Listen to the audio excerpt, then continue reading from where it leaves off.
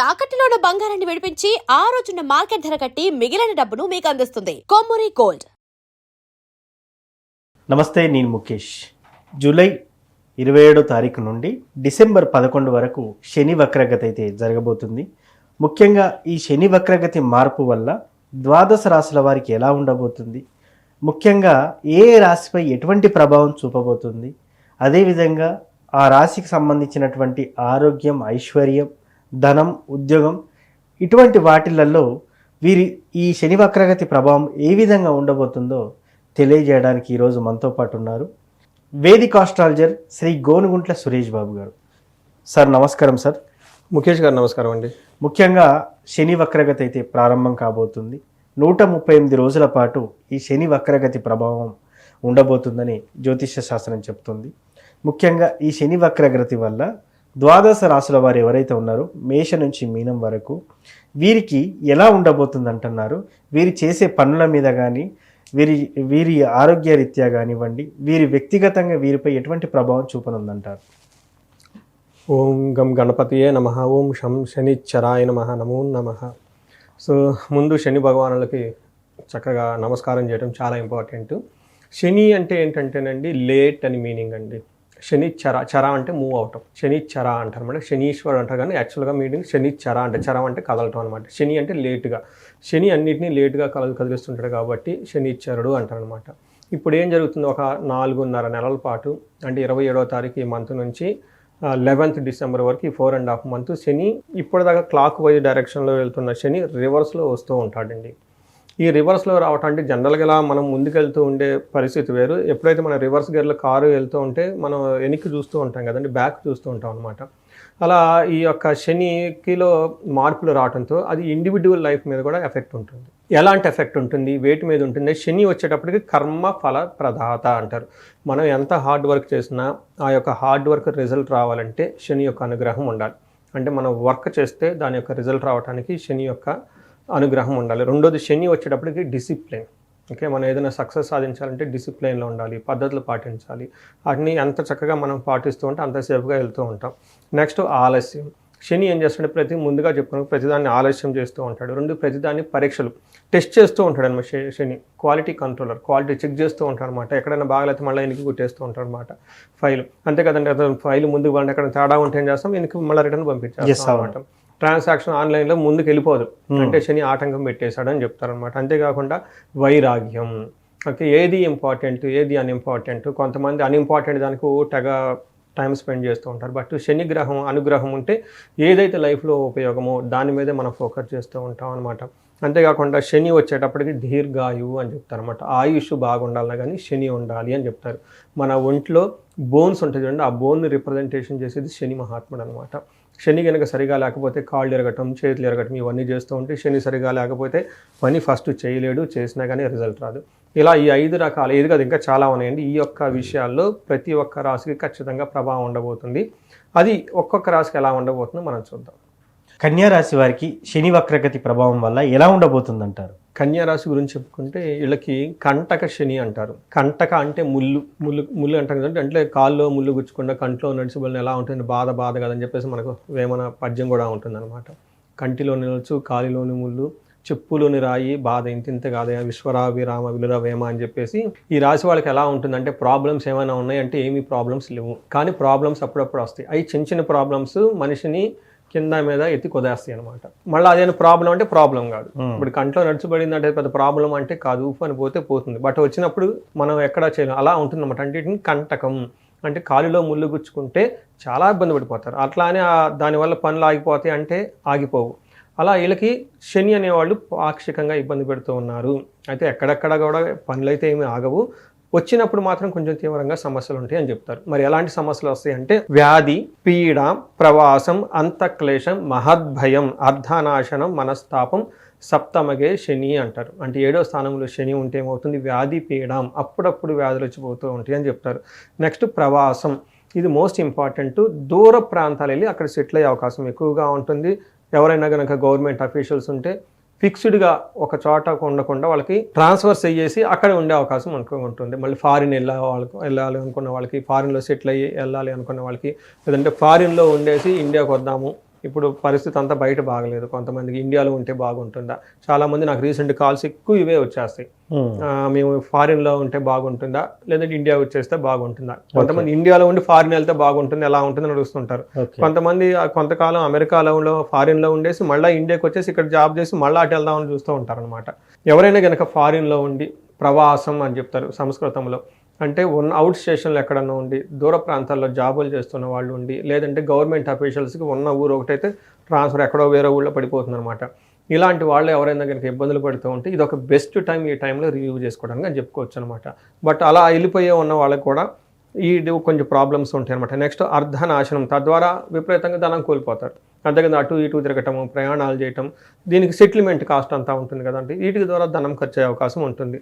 But ఈ టైంలో education విషయంలో జాగ్రత్తగా ఉండాలి. తర్వాత యాక్సిడెంట్లు చేసేటప్పుడు, ఎక్కడైనా ట్రావెల్ చేసేటప్పుడు యాక్సిడెంట్లు అయ్యే అవకాశం ఎక్కువగా ఉంటుంది కాబట్టి కేర్ఫుల్గా ఉండటం చాలా అవసరం ఈ రాశి వాళ్ళు. బట్ ఇప్పుడు వక్రీకరిస్తున్నారు కదండి, మరి ఏంటి అంటే ఇందులో 5 రకాల విషయాలు వీళ్ళకి ఉపశమనం వస్తుంది. ఫస్ట్ది ఆరోగ్య విషయంలో పాతకు సంబంధించిన హెల్త్ కాంప్లికేషన్స్ ఏమైనా ఉంటే ఒకసారి రివ్యూ చేసుకోవటం మంచిది, తిరిగి వచ్చే అవకాశం ఉంటుంది. రెండోది ప్రయాణాలు కనుక చేస్తే వాయిదా పడే అవకాశం ఎక్కువగా ఉంటుంది. దూర ప్రయాణాలు తిరిగి మళ్ళీ వాయిదా పడి మళ్ళీ తిరిగి ప్రారంభమవుతాయి అనమాట. ఇప్పటిదాకా మనం అదే చెప్పుకున్నాను చూసారా, లాంగ్ ప్రయాణాలు చేయాలి, తర్వాత ఫారిన్లో ఉన్నారు, సెటిల్మెంట్లో ఉన్న వాళ్ళు, ఇలాంటి వాళ్ళందరూ కూడా ఒక క్లారిటీ వచ్చే అవకాశం ఎక్కువగా ఉంటుంది. వాటి పునరుద్ధరించుకుంటాను అనమాట. దాంపత్య జీవితం ఎలా ఉంటుందంటే మోస్ట్లీ అపార్థాలు ఉంటాయండి, కానీ అవి పరిష్కరించుకుంటారు సక్సెస్ఫుల్గా పరిష్కరించుకుంటారు. నెక్స్ట్ మానసిక ఒత్తిడి, ఏదైనా సంఘటనలు జరిగి వీళ్ళకి మనం ఏం చెప్పుకున్నాం, మహత్ భయం అని చెప్పుకున్నాం, అంటే చిన్న చిన్న విషయాలకు భయపడుతూ ఉంటారు. ఇలా భయం పడే సంఘటనలు ఏమైనా ఉంటే వాటి గురించి చర్చించుకొని ఆ భయాలన్నీ పోగొట్టుకొని ముందుకెళ్ళే అవకాశం ఎక్కువగా ఉంటుంది.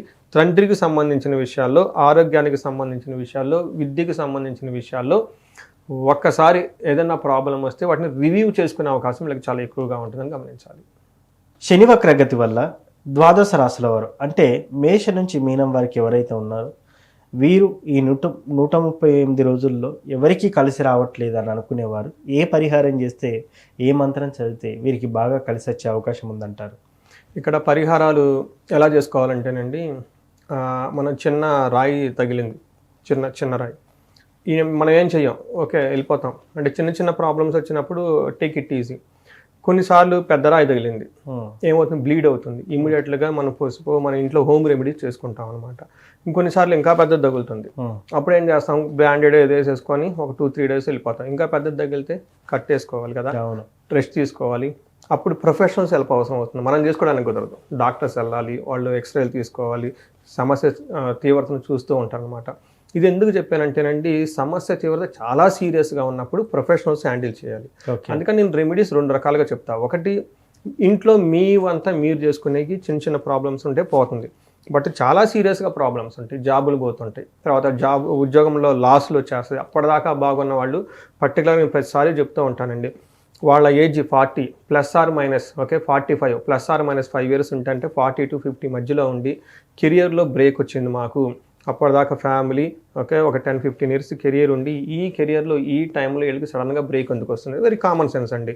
మన సైన్స్ ప్రకారం ఎక్స్పీరియన్స్ ఉంది, ఓకే అవకాశాలు ఎక్కువ ఉంది, మనం ఎంగేజ్లో ఉన్నాము, బట్ ఈ టైంలో సడన్గా ఎందుకు వచ్చిందని ఆలోచించుకోవాలి. అదేంటంటే సమస్య వీళ్ళ లెవెల్లో లేదండి, ద బియాండ్ ఉంటుంది వీళ్ళకి సంబంధించి. వాటి మన జ్యోతిష శాస్త్రం చాలా క్లీన్గా చెప్తారు. జనరల్గా మోడర్న్ సైన్స్లో ఏమంటారు, మిడ్ లైఫ్ క్రైసిస్ అని చెప్పేసి వదిలేస్తారు, దానికి సొల్యూషన్ లేదు, హార్మోనల్ చేంజెస్ అంటారు, అదంటారు, ఇదంటారు, రకరకాలు చెప్తూ ఉంటారు.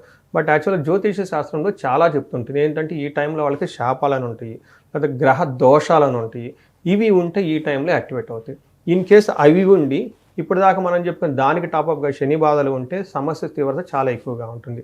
రెండోది, ఇప్పుడు ఏలినాటి శని దశలు నడుస్తూ ఉంది ఎవరెవరికండి, కుంభ, మీన, మేష. తర్వాత అష్టమ శని నడుస్తుంది సింహరాశికి, అర్ధాష్టమ శని ధనుసు రాశి వాళ్ళకి నడుస్తుంది. ఈ 5 రాశుల వాళ్ళకి శని బాధలు ఎక్కువగా ఉన్నాయి. వీళ్ళు తీవ్రత చాలా ఎక్కువగా ఉంటుంది. అందులో ఈ గ్రహ దోషాలు ఉండి ఏమైనా శాపాలు అవి ఉండి వాటికి ఈ 5 రాశుల వాళ్ళకి కలిసి ఉంటే ఇంకా పీక్ లెవెల్లో ఉంటుంది. అయితే ఒకే ఇంట్లో ఇందాక చెప్పుకున్న రాసులు వాళ్ళు ఎవరైనా ఏలినాటి శని, అర్ధాష్టమ శని, అష్టమ శని, అర్ధాష్టమ శని రాసులు వాళ్ళు ఒకళ్ళు కానీ, ఇద్దరు కానీ, ముగ్గురు కానీ ఉండి వాళ్ళలో ఇంకా ఎవరికైనా పితృదోషాలు అవన్నీ ఉంటే ఆ ఇంట్లో అవుట్ ఆఫ్ కంట్రోల్, ఎవరు ఎటు పోతున్నారు, ఏం పోతున్నారు ఎవరికి అర్థం కాదు, లెగిస్తే గొడవలు, అసలు పరిస్థితి వాళ్ళ కంట్రోల్లో ఉండదు. ఇంట్లో మనుషులు ఎవరు కుదురుగా ఉంటారు. దీన్ని హ్యాండిల్ చేయాల్సిన పరిస్థితి డిఫరెంట్గా ఉంటుంది. ఎస్, అవును. నేనేం చెప్తానంటే పరిహారాలు 2 రకాలు చెప్తాను. ఒకటి నార్మల్గా ఉన్న వాళ్ళకి ఏంటంటే ఇంట్లోనే చేసుకునేది ఏంటంటే శని పిప్పలాద స్తోత్రం అని ఉంటుంది.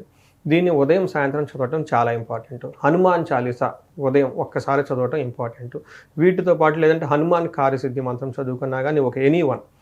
నెక్స్ట్ శనివారం వీళ్ళు చక్కగా నవగ్రహాల దగ్గరికి వెళ్ళేసి శనికి నువ్వులతో తైలాభిషేకం చేసుకుంటే సరిపోతుంది. ఇది మనకి హోమ్ రెమెడీస్ లాగా చేసుకోవాలి.